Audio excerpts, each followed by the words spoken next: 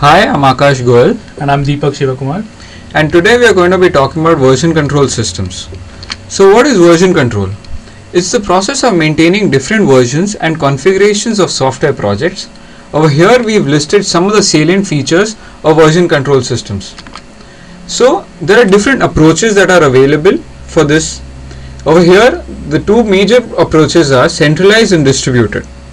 Now in a centralized version control system, it consists of a repository that is hosted on a central server.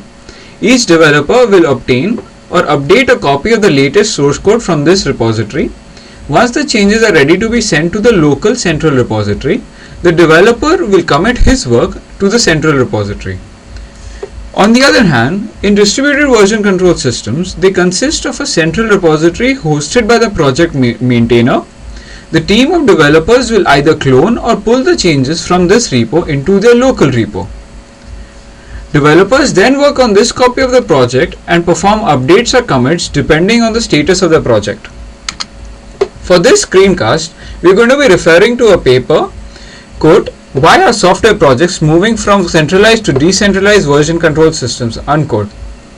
Now, some of the major open source projects that have moved from CVCS to DVCS are NetBSD, Perl, Python, and OpenOffice. Following are some of the anticipated benefits and challenges described in the paper. Basically, CVCS suffers when the developer doesn't have commit privileges on certain folders in the repository.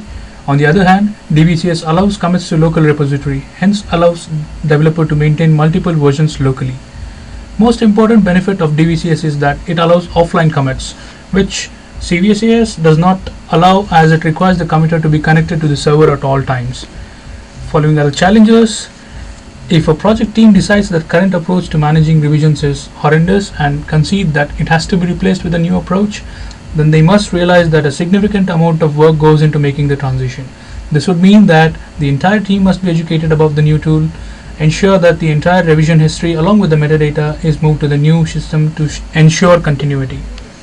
In conclusion, while CVCS has been a very popular choice among most teams, it has had some issues in the past and compelling the teams into thinking about making a transition. On the other hand, DVCS addresses some of the issues with CVCS. It might introduce new issues in future. Hence, the decision as to which approach to take is still debatable. Thank you. Thank you.